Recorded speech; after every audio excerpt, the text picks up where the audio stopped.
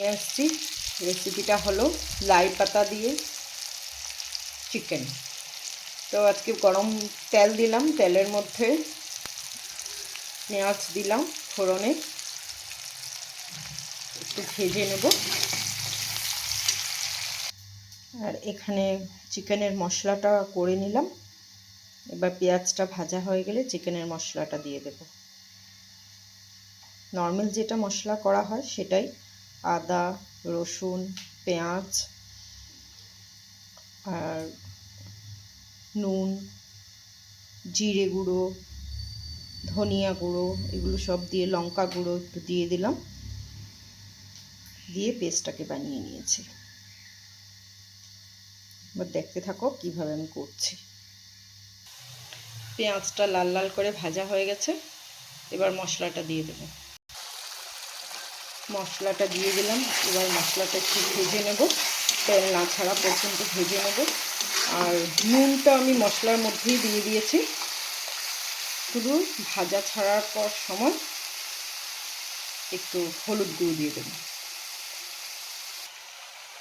এই মশলাটার মধ্যে এখন হলুদ গুঁড়ো একটু দিয়ে দেব।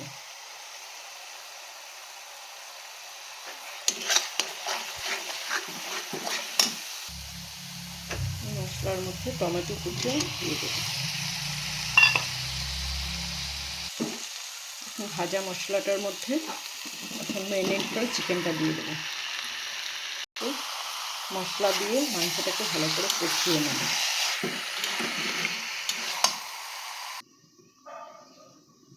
ঢাকাটা খুলে একটু দেখে নেব কতটুকু সিদ্ধ হয়েছে।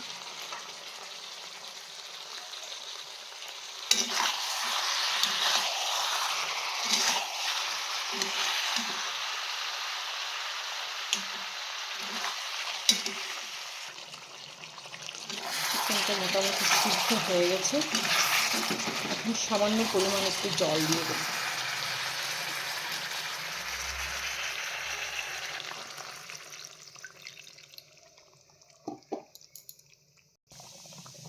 চিকেনটা প্রায় হয়ে গেছে, এবার একটু গরম মশলা ছড়িয়ে দেব।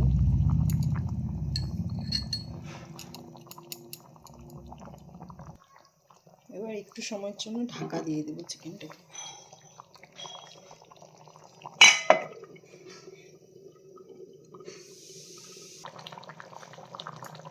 মাংসটা ফুটে এসছে, এখন লাই পাতাগুলো দিয়ে দেবো।